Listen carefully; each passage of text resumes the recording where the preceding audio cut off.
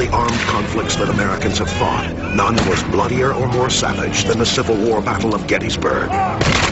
Now, more than a century later, chilling ghost stories and strange phenomena caught on tape add up to one eerie conclusion. Did it again. Did you see that? Yeah, I did. Those who died at Gettysburg may still haunt that battleground. That's too wild. Oh, it got again. Cross this threshold to places of mystery.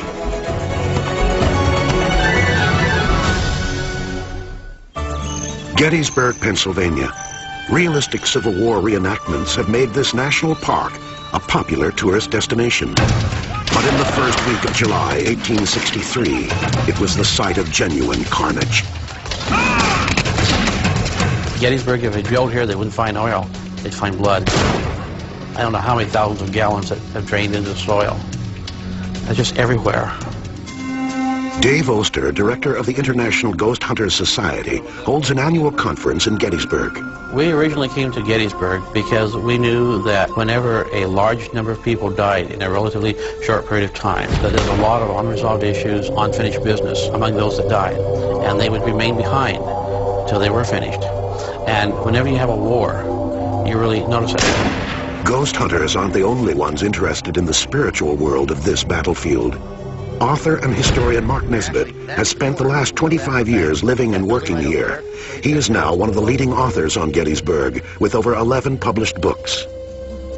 Gettysburg, to me, is a growing thing. It's becoming more and more of kind of a mystical place.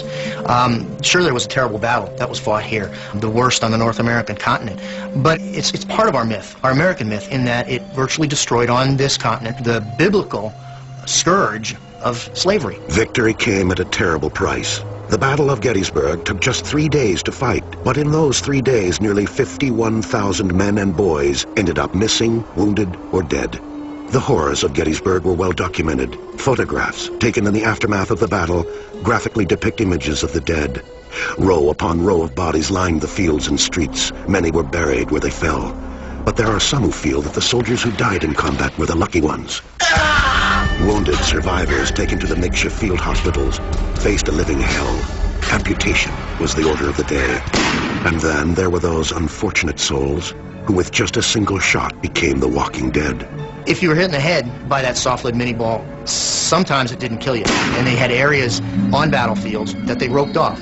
And these poor fellas who one minute were full of patriotism, the next minute just virtually nobodies, wandered around, bumped into the ropes, perhaps still marching as they had just moments before they lost consciousness. Finally, until they bled to death, and then they would take them off and bury them. The mix of morbid fascination and historical reverence is a lure too powerful to resist. For Americans, of course, it's almost like a rite of passage. We have, high school classes memorizing the Gettysburg Address and then visiting the site where Lincoln delivered the Gettysburg Address. But with the advent of the ghostly aspect of it, I think people are coming here for a different reason. That ghostly aspect includes frightening apparitions and strange phenomena that defy explanation. Did you see that? Yeah, I did. When I tell people what I do, I'm a ghost hunter, most laugh and say, sure, right. And then a few minutes later, they'll come up to me and tell me a story. Everybody has a story. Stories of Gettysburg's haunted battlefields and buildings are not new. They reach back nearly 150 years. The numerous eyewitness accounts of contact with ghosts of fallen soldiers are too similar in detail and frequency to be dismissed. One paranormal epicenter is Pennsylvania Hall on the Gettysburg College campus. It used to be called Old Dorm. During and after the battle, Old Dorm was used as a field hospital. Here, hundreds, perhaps thousands of men suffered through crude and hasty surgeries. It is said the blood of Confederate and Union soldiers literally flowed through the halls. The Gettysburg College campus is rife with stories and legends of paranormal activity. But the scariest tale of all belongs to Old Dorm. Two administrators were working late one night on the 4th floor, which is where their offices were. It was about 11 o'clock. They were tired, decided it's time to go.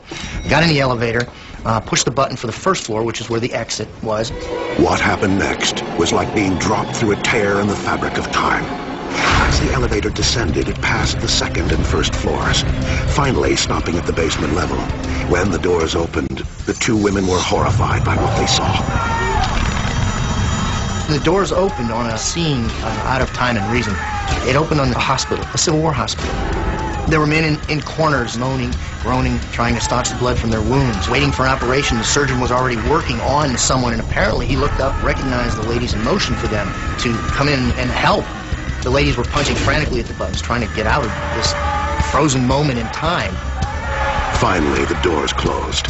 The women were so shaken, they instinctively rushed to the office of Tim and Lynn, the Director of Safety and Security Operations for Gettysburg College. What they told Officer Lynn smacked of a practical joke. Or did it? They had a look that something was wrong.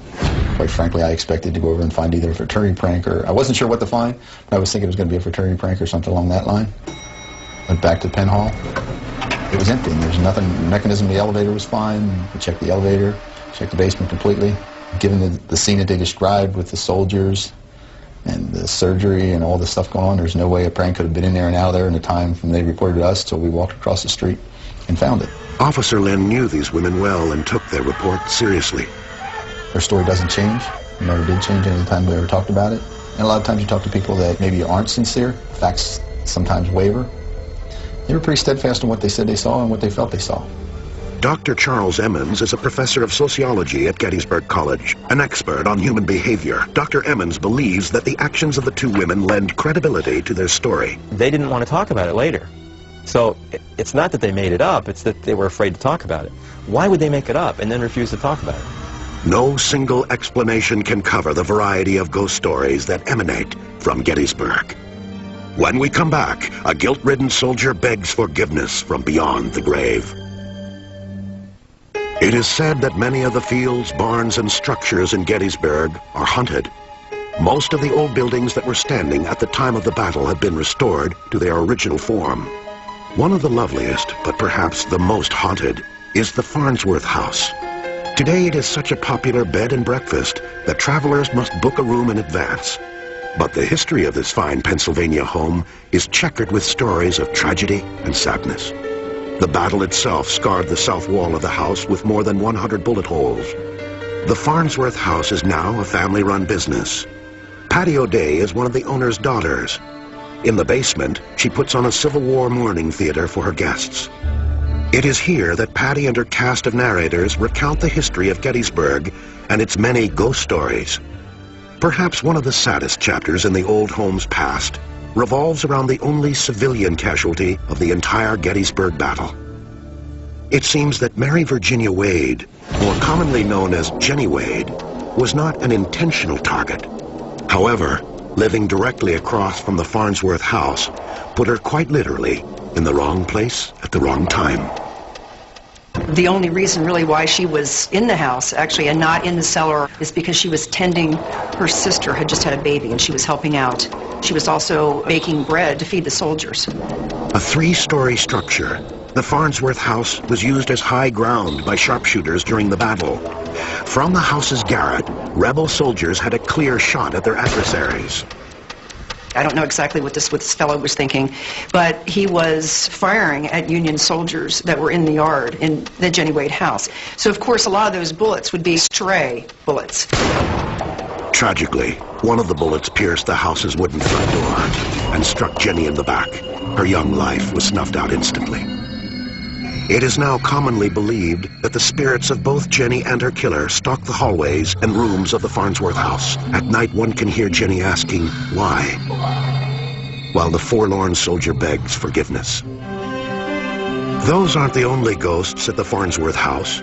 It seems that restless spirits frequent every floor. One of Patty's theater narrators experienced a Get ready for the shows, and she was actually seated in a chair, and she just sort of closed her eyes. She opened them, and it was just like the whole room was entirely blank. It wasn't no longer the theater at all. The seats were gone, and she saw 3 soldiers, and one seemed to be in charge, and he was ordering these 2 other Confederate soldiers to pick up this long box that was on the floor, and he wanted them to go up into another level of the house. The experience for her just lasted a few seconds, and then it just flashed back into theater. Everything that, that's down in the cellar now reappeared. Although Patty speaks openly about the strange goings-on at the Farnsworth house, she discourages identifying it as haunted. She prefers the term rich with history. But people who go to Gettysburg and stay in this wonderful old bed and breakfast will be duly warned. Sometimes if people are sensitive, we suggest maybe that they stay maybe even someplace else or in a newer section of the house, so they're not really bombarded. Somebody from the Jenny Wade room packed up and left because they had someone in the middle of the night ran their hands down her face while she was, just partially awake. So, and that frightened her. There's just a lot of different stories about the house, and there's a lot of pain here, and there's a lot of things that still remain that can't be explained. Second-hand accounts of ghosts and other paranormal encounters abound in Gettysburg. But are these just ghost stories and nothing more? In an effort to substantiate proof of paranormal activity, Mark Nesbitt and the International Ghost Hunters Society have spent thousands of hours collecting photographic and audio anomalies to back up their claims. Yet the strongest independent evidence may have been captured by video cameras. There goes one. When we come back, startling images caught on tape. Did you see that? Yeah, I did. This is popping like crazy over here. Rich and detailed history of alleged hauntings in Gettysburg make it a natural meeting place for investigators of the paranormal. The International Ghost Hunter Society holds their annual conference here. When the speeches are over, they make it a practice to venture out into the fields and other haunted places. Rick Fisher is the founder of the Pennsylvania Ghost Hunter Society. He prefers to approach paranormal investigations on a technical rather than spiritual level. The ghost hunter looks for evidence of possible proof that life goes on, and we believe that it does. We find instruments that we can detect anomalies and things like that we believe to be spirits of the dead. Gettysburg is very haunted because of the tragedy that occurred here during the Civil War. And it's not uncommon to go on any parts of the battlefield and get strange photographs, experience equipment failure, things like that. Fisher claims that recent developments in consumer technology, such as the digital camera and the voice recorder, have finally provided the average ghost hunter with equipment capable of recording visual and auditory anomalies. Science tells us every human emits electromagnetic fields. When we die, the physical body dies, but the soul, the spirit, still remains behind. And this is energy. Energy cannot be destroyed, only transformed. This is a digital camera. These are great for filming paranormal activity. It uses a computer chip. So it's basically electromagnetic in origin, which we know the spirits are electromagnetic in origin. And we believe that corresponds with that. Mark Nesbitt has been recording electromagnetic phenomena in and around Gettysburg for years. Some of his most startling documentation of ghostly entities has been recorded on digital tape, a process referred to as EVP. EVP is electronic voice phenomenon. Approximately 60% of all the paranormal experiences are auditory. Perhaps it's easier for the energies to communicate on an auditory level with the electromagnetism and the electricity in your brain. Maybe we're antennas. The thing that gives me the so-called willies is the EVP. When you can actually hear someone and hear voices and communicate and hear them answer your questions, to me that's a little scary. And then there are the thousands of photographic oddities, most commonly referred to as orbs, that consistently appear in the camera viewfinders, videotapes, and photographs of professional and amateur ghost hunters. Mark Nesbitt invited our crew along on a ghost hunting expedition in, of all places, the attic of his office. Now, what's happening here is that we've been taking pictures off in that direction, okay? And wouldn't it be great for you to get some of those things floating around up there? The results were startling. All right, ready? I'll turn this up too. Michael, I saw two to the left of you. That's exactly what I saw. Did you Get really? out. I swear I thought it was something... Yeah. Does he have a camera in his hand? I saw if I have a camcorder, yeah. Did it again. Just saw it. Did it again. That is too freaky. Did it again. Did you see that? Yeah, I did. This is popping like crazy over here. Right, fine. We've slowed down the tape to take a closer look at these flashes. Notice that they could not have been projected from one single location, since the flashes appeared simultaneously in the viewfinders of two separate cameras. That seems to rule out technical problems as a possible source. It's ice cold right here. It's ice cold right here. Oh, there, where again? Yeah, right where you said it was ice cold. Yep. I can feel it. Oh, that's too wild. It's like Evidence of ghosts or not, what was witnessed in the attic of Mark Nesbitt's office was very unusual, to say the least. We later found out that Mark's office was in a building occupied by Confederate sharpshooters during the Battle of Gettysburg. Many of those soldiers died in his attic. Later that night, our crew joined Dave Oster and Rick Fisher for a traditional ghost hunt in a Civil War cemetery. What I'm looking for is any type of white light. Normally the orbs of light are above, around some of the tombstones, and they show up like a sphere. Okay, there's one here, I can feel it. I don't see anything yet.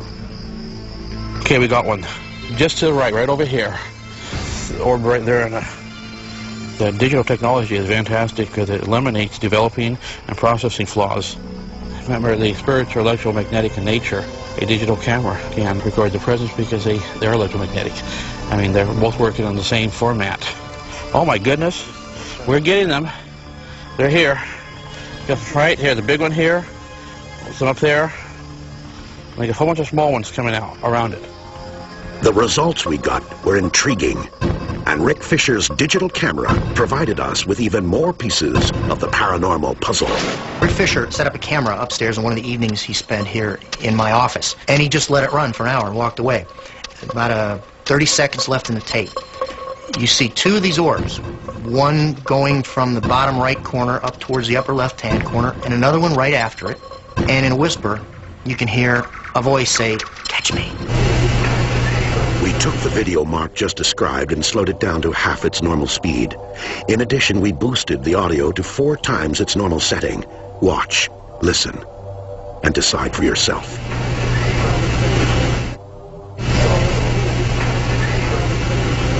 That's, to my knowledge, the first time that someone has combined video with EVP. So what are the orbs in these photographs? And what are the strange murmurings that ghost hunters like Nesbitt and Fisher capture on digital audio tapes? Are they the work of overactive imaginations, searching for some guarantee that life exists after death? Or are they something from beyond the grave that we are just beginning to understand? Why should this be a trivialized phenomenon when it may change our whole view of the universe and the nature of human beings? It is something truly amazing, and that it's just way beyond our ability to comprehend it.